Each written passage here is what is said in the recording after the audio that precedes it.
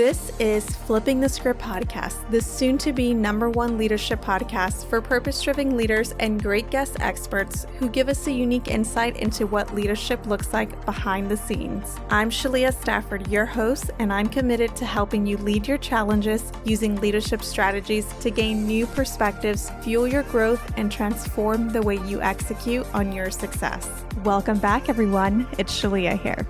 Have you ever felt like you missed the boat on an opportunity while you're trying to figure out how to be an adult? If only we had known sooner. We could have done better. We could have chosen differently. An area where many well-intentioned humans tend to feel this way is around money. When we begin our journey into adulthood at 18, the way we looked at money and the way it felt looks different for many of us than it does now. As our stories have evolved years down the line, so does our money strategies. It's time that we audit our story and explore how our financial story creates options for our story today. Here's the thing, not understanding how this evolving foundation changes the way that we interact with the behaviors and the goals that we set around money can cost us even more. Regrets are heavier than failures, and our goal today is to have a conversation around money, wealth, and the options that you can gain to create your authentic story.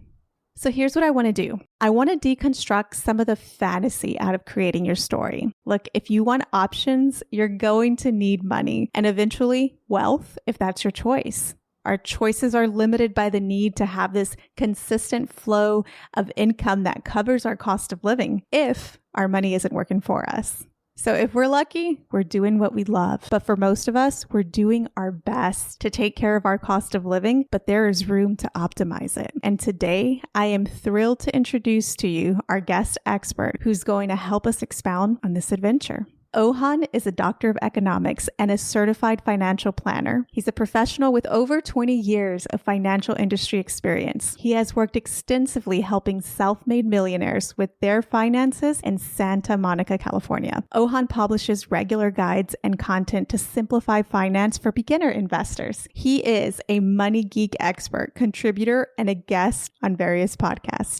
Ohan, welcome to Flipping the Script, Leadership Beyond the Title. We're excited to explore your journey today. Thank you very much for this great welcome. I really feel special as you are special. Thank you, Shalia, for your time and this opportunity to share my message with your audience. Like, you have a lot of great content out there, and we're fortunate that you share a lot of what you know through your social media channels. And today we're going to go beyond the surface level and really understand this better. But before we do, as a tradition of the show, we like to ask our guests a few fire away questions to get to know you a little bit better. Shall we fire away? Let's do it. Perfect. So what is something that you're curious about right now? I'm curious about where the world is going now. I hope it is going towards peace. Very much unrest and everything happening all around the world, and I'm wishing peace for everyone because planet Earth is beautiful, abundant, lots of resources for everyone, and I want everyone to enjoy their life in a peaceful way. I'm curious, what do you understand about your life today that you didn't understand a year ago? A year ago, recently I have a daughter, and the feeling of having daughter, which I heard that's one of the best gifts God and the universe gives you. Now I have a daughter, and the feeling is that nothing I can compare with anything else, but just the connection when you are falling in love with a stranger right away. Yeah, that's beautiful. That's I couldn't understand a year ago. Yeah, she's fortunate to have you in her life. Thank you, I appreciate it.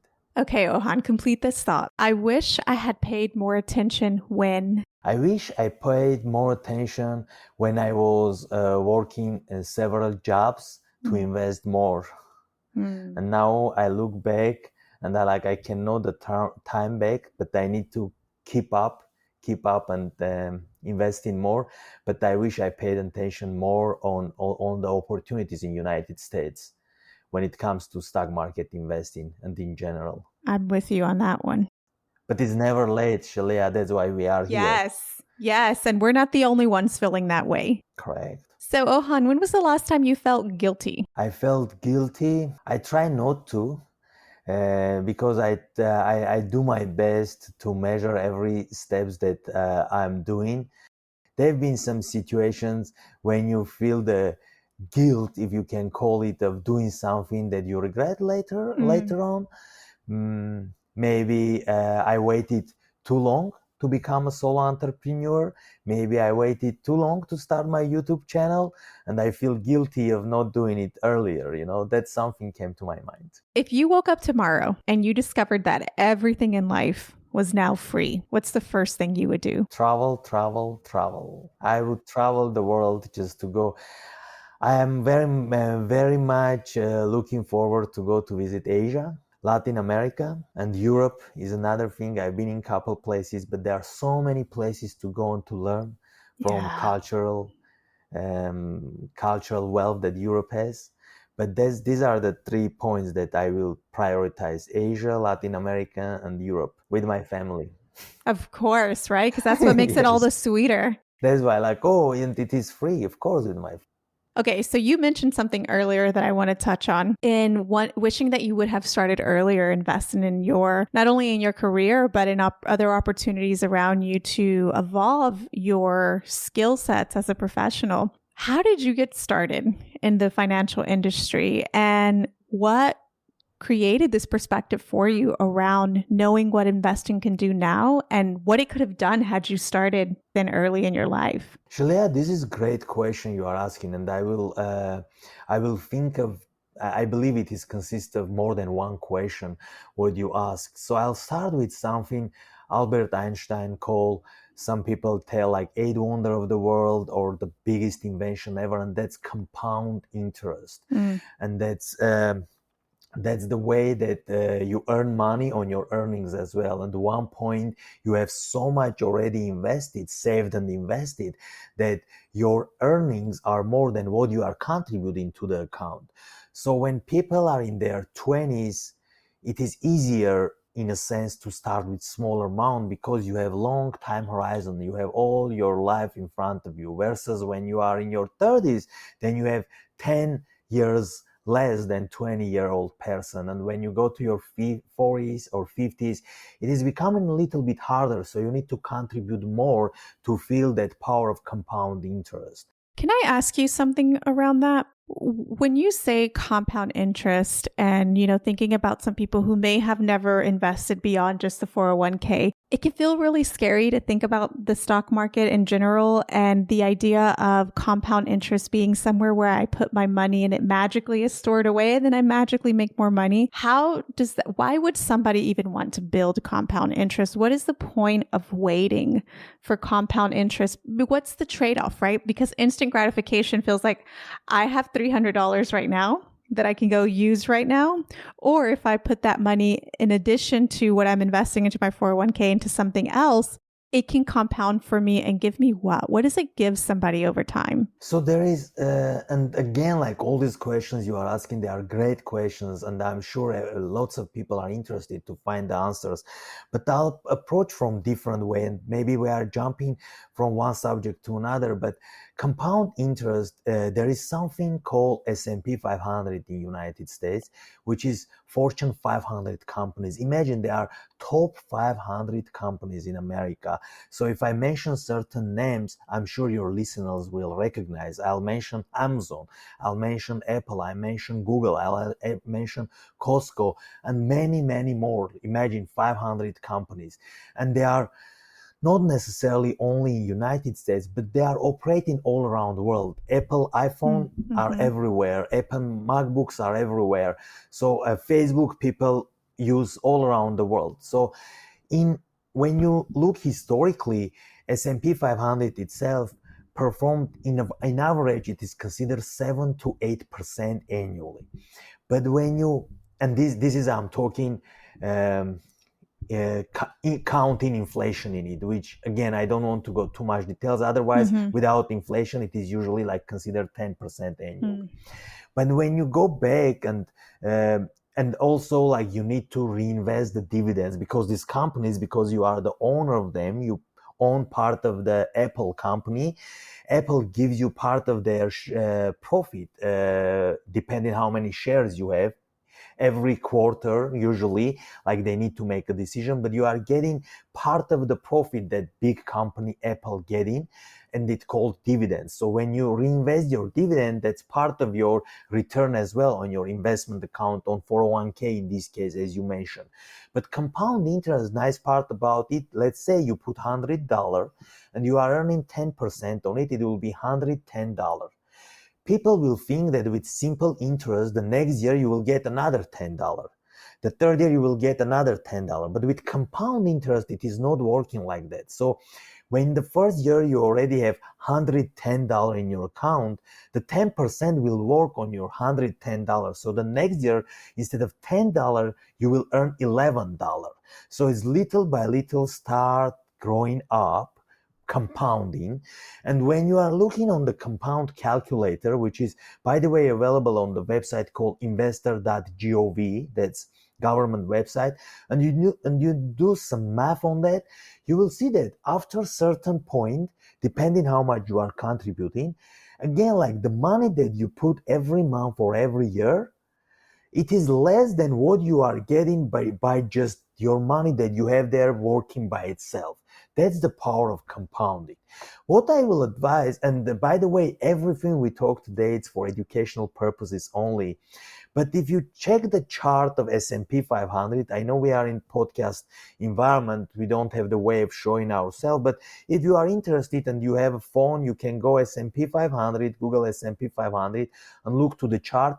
You will see how it grow up over the years. And that's one of the ways to fight an inflation, because the $100 that you have today, it's not necessarily have the same buying power after 5 or 10 years. So we need to be invested somewhere. And the history showed, by the way, it is not necessarily that in the future history will repeat, but usually like it does repeat in a sense.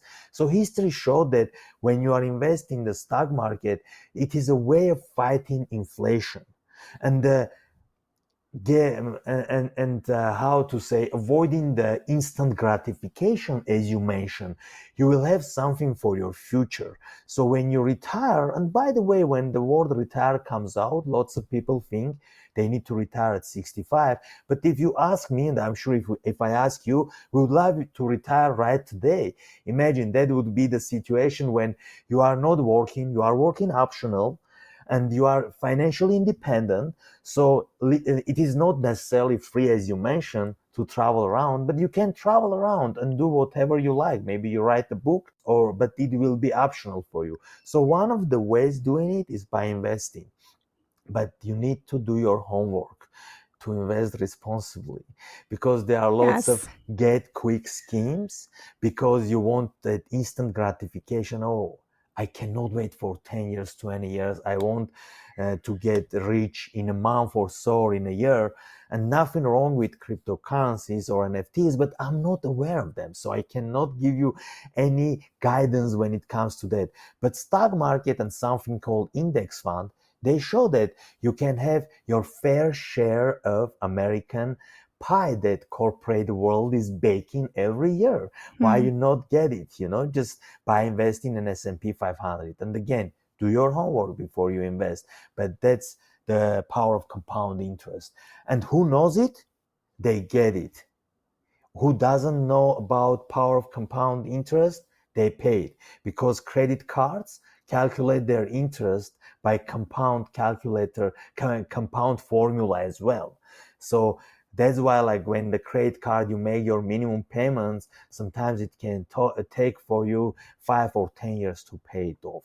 So who is aware of compound interest, they get the benefit. Who is not aware of, they are paying big price. In learning your story, one thing that I found is conversations about investing is not something that we had when I was growing up, because we grew up in poverty. But even with knowing that I lived in America, I knew that this idea of the stock market existed by what they showed in movies and TV and what you heard. So my initial ideas of it was you put a lot of money in and you quickly took it out and then you made a lot of money. right? That was my young child assumption. And then in my first years of working, I grew the assumption that, well, putting money in and having to wait, as you said, the instant gratification for me, I couldn't see the bigger picture and not understanding that there was another way possible and what it could do for me years down the line. However, for you, it was different because from what I remember, you didn't even have that opportunity. Can you tell me more about that? Yes, and I want our listeners, I believe mainly in United States, but it can be internationally as well.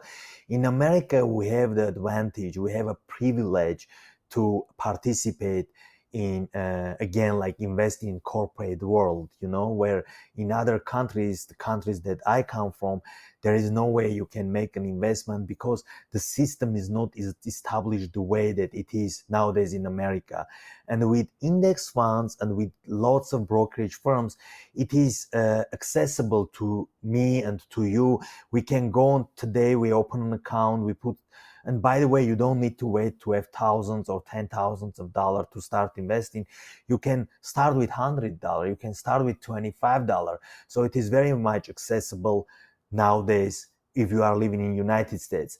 And I heard like the same similar is in Canada, in Australia, or Great Britain. But what I want to mention, I didn't know anything about any of these because growing up, the surrounding, your family, your friends, your neighbors, they are injecting certain beliefs in you that yes, it is investing is only for rich, that yes, you need to have lots of money to invest, that you can lose your money. But when you are getting educated, you are learning how the system works, then you are realizing, no, this is something I can do it myself. I don't need to listen to anyone around me. I didn't know what is 401k. I didn't know what is IRA. So when I start learning all these myself, by my studies, by experience, I realized that the financial system is created some type of complicated way. What is 401k match? I call it low-hanging fruit. Lots of people work in corporate world. They can contribute their 401ks and their employer is making some type of match, let's say 3% or 6% of their salary.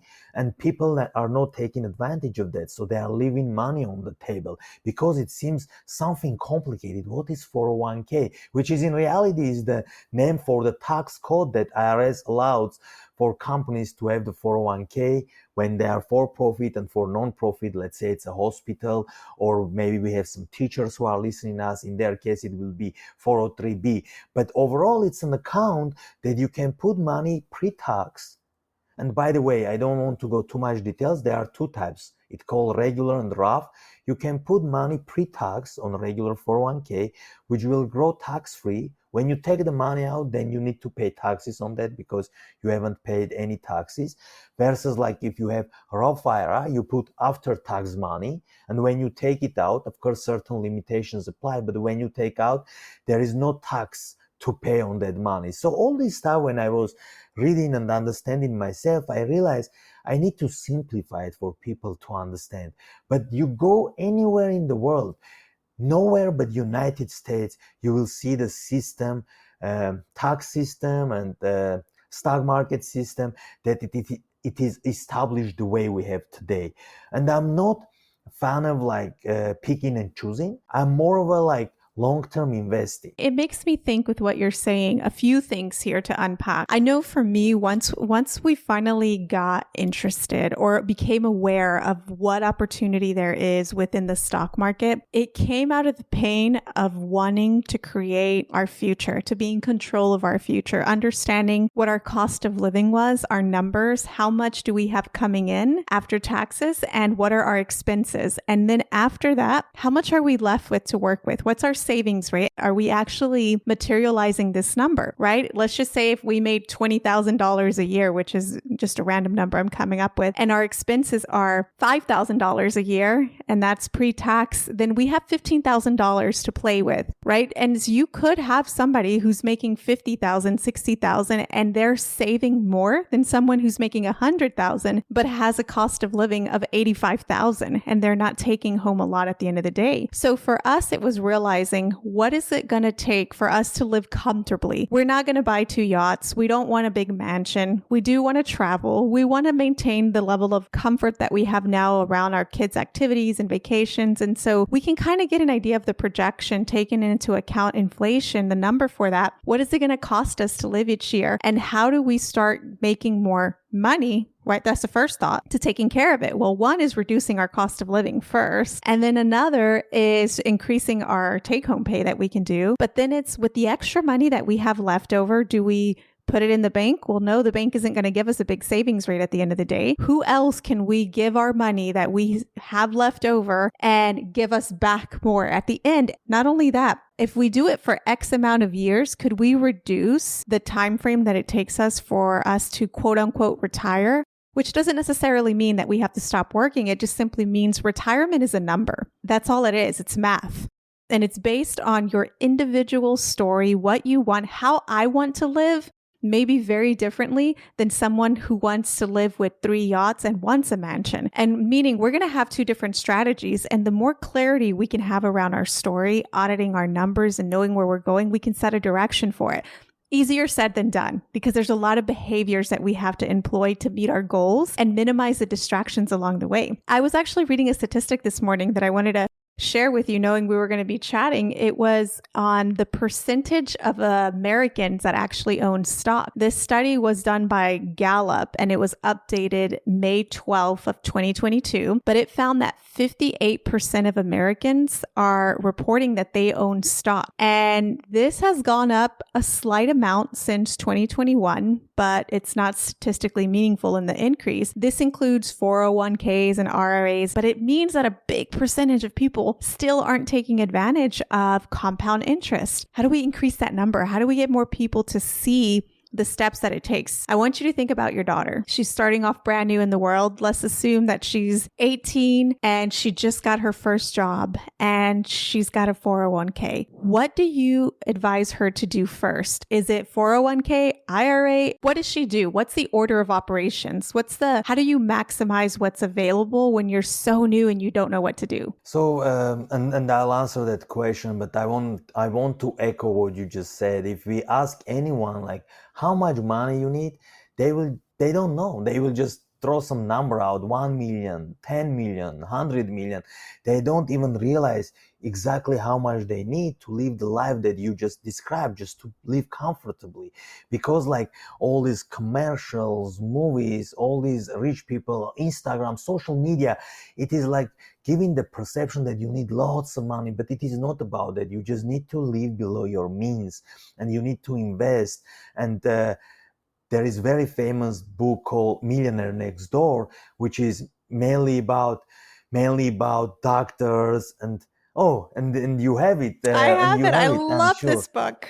Yes, and you see that the majority of millionaires, they are self-made. People have a misconception that they are inherited their wealth. But then you see there are some doctors, there are some attorneys, and nothing wrong with this profession. I have lots of doctor and attorney friends, but they are increasing their income, but alongside they are increasing their lifestyle. So they always live paycheck to paycheck.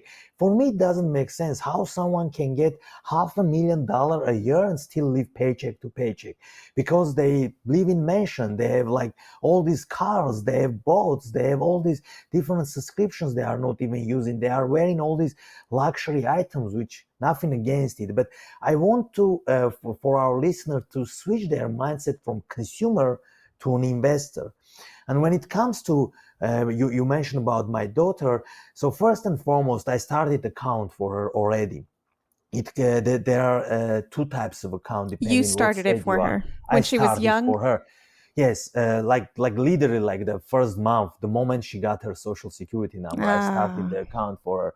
It's called Unified minor transfer, and another one is unified minor gift. So if you check the abbreviations, it will be UMGA and UMTA. But what is it about? You basically, I'm custodian for her account, so I manage the money and everything. But the moment she becomes 18, and by the way, The 18 depends on the state that you are in. So in California, it is 18. So when she becomes 18, the money is all hers and she can do whatever she wants to do it. Versus there are some parents, they don't want to do this, that they can give to their kids. So you can do something called 529 plan, which is for educational purposes only. And this is another like great account to put some money. But because of like education and all our university and the college system is getting changed, you need to make sure that your kid kind of will go to use that money for education. Otherwise, you can change the beneficiary. You can change it from your daughter's name to your son's name if you have a son as well, or you take out by paying penalties and taxes. But God willing, if she starts working, what I will advise her first, to take the match from the employer. So whatever employer is matching, that's the first thing you need to take. That's a free money. If you don't take, you leave money on the table. So I call it again, low-hanging fruit. Just take the 401k match, or in non-profit folks, it's 403b. Take the match first. It's free money. Contribute until your match. Then, depending on your income situation, the next step, the second account, I will suggest to explore what called Roth IRA. ROTH. That's by the name of the senator who passed the law. But Roth IRA, you put the money after you pay the taxes. So you put money out of your pocket. And the interesting part is, if you meet certain requirements, you will never pay any tax on the gains that you get in that account. Imagine, let's say, hypothetical number again. Let's say you put $10,000 and the account became $20,000. So you get $10,000 I'll call profit. You will not pay any income tax on it because it's in Roth IRA account. Of course, there are certain limitations apply. So IRS has certain limited amount how much you can put on that. But first will be 401k match. Second will be Roth IRA. Then the third, I will suggest to explore something called HSA, Health Saving Account. So this is mainly for the folks who have health insurance, but it is high deductible health insurance plan, because that's the requirement for IRS to allow you to use money from HSA account. But HSA account usually counted triple tax exempt account, because you pay pre-tax money, but you go to, let's say, buy your medication, or you want to pay with for your doctor's appointment, you can pay from your HSA account. So these are like three main accounts I will suggest people to start exploring. And I know it can feel overwhelming.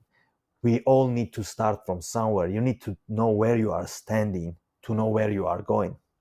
So I will suggest and encourage our listeners to start by simple cash flow statement, just to see what coming in and what goes out. Like you explained in your hypothetical example, let's say you have $20,000, but you are spending only $5,000. Then where the rest is going, like where this $15,000 is going. Exactly. And go to your Starbucks. You know, if it gives you happiness, yes, do it, you know, but it is budget for it. I believe I'm more of a fan of like cutting from the big three expenses, which is housing, food, and transportation. And meaning like if you can downgrade your housing because you are working from home, you don't necessarily need to be living in the metropolitan area and paying like lots of taxes. Maybe you go to suburbs and you can cut a little bit on your housing. That will be more saving, versus like if that gives you the joy, go to Starbucks. All the means, go to Starbucks. And by the way, I'm happy you are going to Starbucks, because I invest in S&P 500 and Starbucks is part of S&P 500. So just go hilarious. ahead. But in the meantime, yes, I am telling you that I'm not big fan. Make your coffee at home. If that's something that adds up in the end of the month, you see that you spend $300 at Starbucks and you have something to think about, you know? Exactly. And I think here's the thing. If you just have to be direct with yourself and your way of life. If Starbucks is important to you and you want to go 3 times a day, you have to be willing to look at the cost opportunity. So if that means that much to you, budget for it. Create a budget item, maybe pick up a little bit of extra money somewhere so that you can account for it. Or you may just say to yourself, I'm okay with working an extra 2 years past my retirement or whatever number I had in mind so that I can experience life in this way. But the idea is, what if you did start to make coffee at home? Because what if that was just okay for you? You didn't mind the trade-off. What if that meant 5 years early that you could retire because of how much money more you're putting into the stock market and what it could compound over X amount of time? But it's the trade-off that is individual to each person's unique story, right? But everything comes with it's a trade-off. And so we have to be willing to negotiate with ourselves and ask ourselves what is most important to us and how do we want to live and how can we optimize it? So what if you prepare your food at home instead of going to restaurants or ordering from Uber Eats or Grubhub or Postmates? Then you will see in the end of the day that you are getting $20 item to eat, but it costs you $40 because you ask them to deliver to your doorsteps. But if you prepare food at home, maybe for $40, you will buy enough groceries. Exactly. And you can have it for a whole week. So these are like choices we need to make. But in the meantime, I don't want our listeners to think that we are here to restrict their lifestyle. No, we just want you to have your awareness. Lifestyle with awareness Yes. and to have your lifestyle on different level. As you mentioned, Shalead, so you are preparing coffee today, but you know that putting the rest in the market. So again, you are getting rid of the instant gratification of going to Starbucks, but still you have your coffee today. But in the meantime, you will be able to retire 5 years early.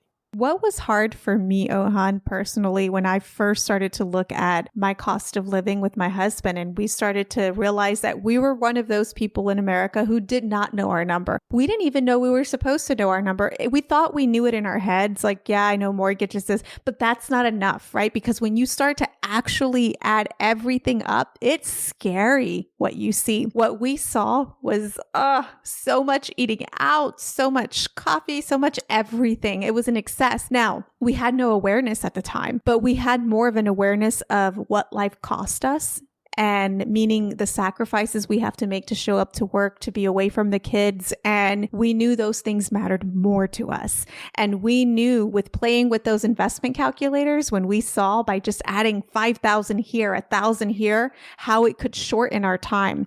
At that point, we started to make trade-offs. So for example, for us, we cut the cable, but we still wanted to have the opportunity to go out X amount of times a day or a month for dinner, eating out. So we made some trade-offs. This does matter to us. We budgeted for X amount of vacations a year. The things that were really important to us, we didn't eliminate them. We created a budget line for them. And we made sure that we could still have enough money to put towards investments and to make sure that we were trying to reduce our cost of living in the areas that weren't that important to us while increasing how much we could put back into the market. But it was tough. But I highly would encourage everybody and everyone that I do meet, though, I have this conversation with them. What's your number? You need to know your number. It's a math problem here. And if you are not okay with the word budget because it seems like something restricting, because America as a country has a deficit of budget. So sometimes people like, oh, budget is restricting.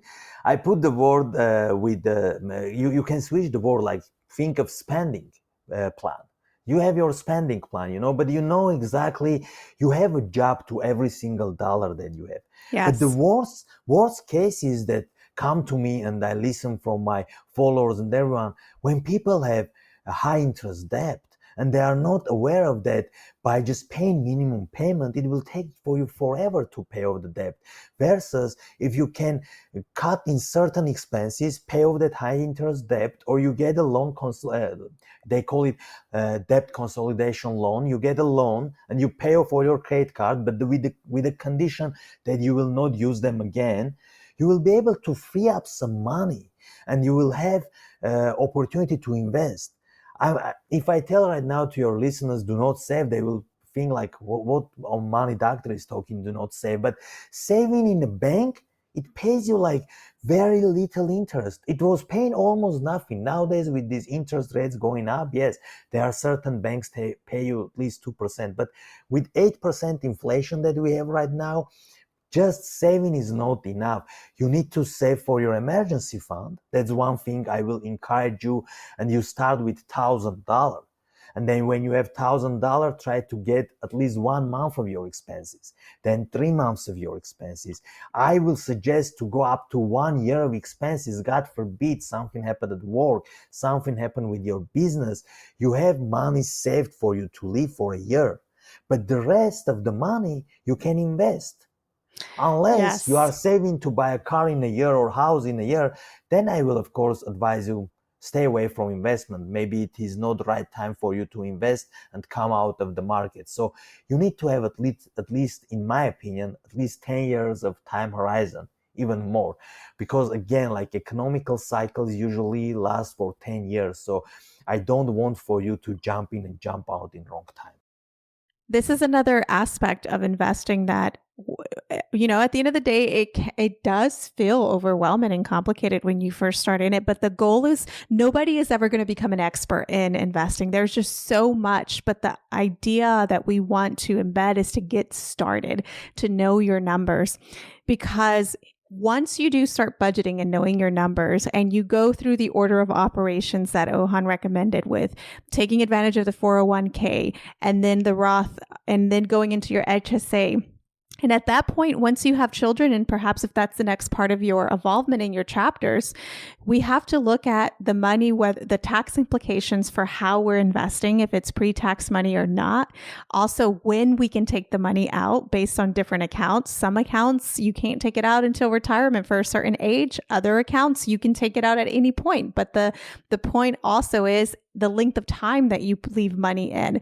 So there's a few variables that you have to consider as you're evaluating your whole story. But I want to leave everybody with this today. The goal is to get started. Somebody somewhere just like you felt what you are feeling, and it is worth the time and the investment. And even as complicated as it feels when you're starting, I would want you to feel that frustration any day and every day than the frustration of regret later on when you see the opportunity down the line.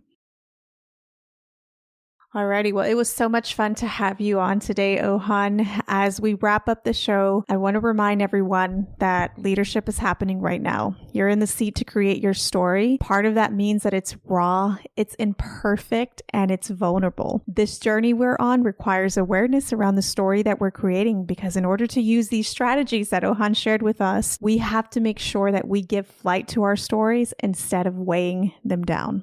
Our hope is that you take flight on creating your story. To our listeners, the ball is in your court. I challenge you to take action and continue the conversations that go beyond the surface level and reach out to Ohan to partner with him in your journey. You are listening to Leadership Beyond the Title. We will see you on our next episode. Thank you again, Ohan.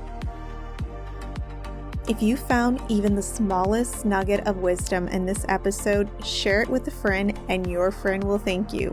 Let's continue the conversation with like-minded leaders and join us on Facebook at Go Flip the Script.